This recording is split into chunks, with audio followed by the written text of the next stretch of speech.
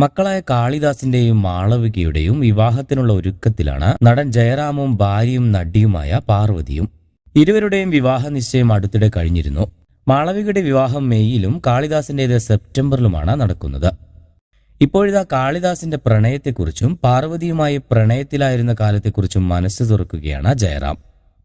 Abraham Ozler എന്ന ചിത്രത്തിലെ പ്രമോഷന്റെ ഭാഗമായി നടന്ന ഫാൻസ് മീറ്റിലാണ് ജയറാം സംസാരിച്ചത്.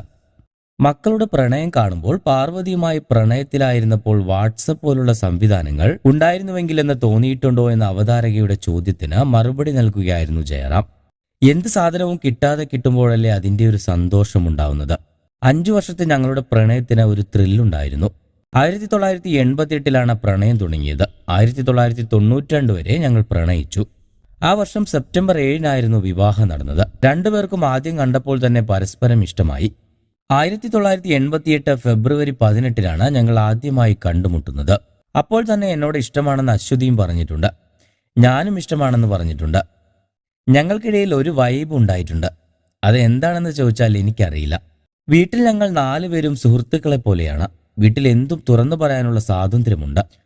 ഒരു ദിവസം മകൻ എന്നോട് ചോദിച്ചു, ഒരാളെ ഞാൻ വൈകുന്നേരം വീട്ടിൽ വിളിച്ചുകൊണ്ട് വന്നോട്ടെ എന്ന്.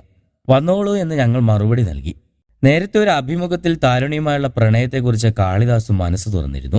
മാളവികയാണ് തന്റെ പ്രണയം വീട്ടിൽ പറഞ്ഞു കൊടുത്തതെന്നും ഒരാളെ ഇഷ്ടമാണെന്ന് വീട്ടിൽ പറഞ്ഞപ്പോൾ താരുണിയല്ലേ എന്ന് അമ്മ തിരിച്ചു ചോദിച്ചെന്നും കാളിദാസ് പറയുന്നു.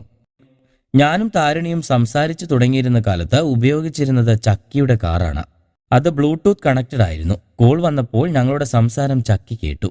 പക്ഷേ ഒരു ഭാവഭേദവും കാണിച്ചില്ല. പിന്നീട് വിക്രം സിനിമയുടെ ഫസ്റ്റ് ഷോ കാണാൻ ഞങ്ങൾ 2 പേരെയും കുടുംബം ഒരുമിച്ചായിരുന്നു പോയത്. പിറ്റേന്ന് എനിക്കൊരാളെ ഇഷ്ടമാണെന്ന് ഞാൻ വീട്ടിൽ പറഞ്ഞു. ചക്കി പറഞ്ഞിട്ട് ഈ കാര്യങ്ങളൊക്കെ വീട്ടിൽ നേരത്തെ അറിഞ്ഞിരുന്നു.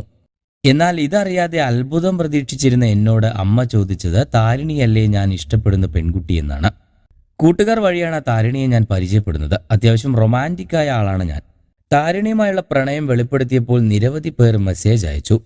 ചിലർ ആശംസകൾ അറിയിച്ചു, മറ്റു ചിലർ വിഷമം പങ്കിട്ടു. അത്രയും പേർ നമ്മളെ ഇഷ്ടപ്പെടുന്നുണ്ടെന്ന് അപ്പോഴാണ് മനസ്സിലായത്. കൂടുതൽ വാർത്തകൾക്കും വിശേഷങ്ങൾക്കും ഈ ചാനൽ സബ്സ്ക്രൈബ് ചെയ്യാൻ മറക്കരുത്.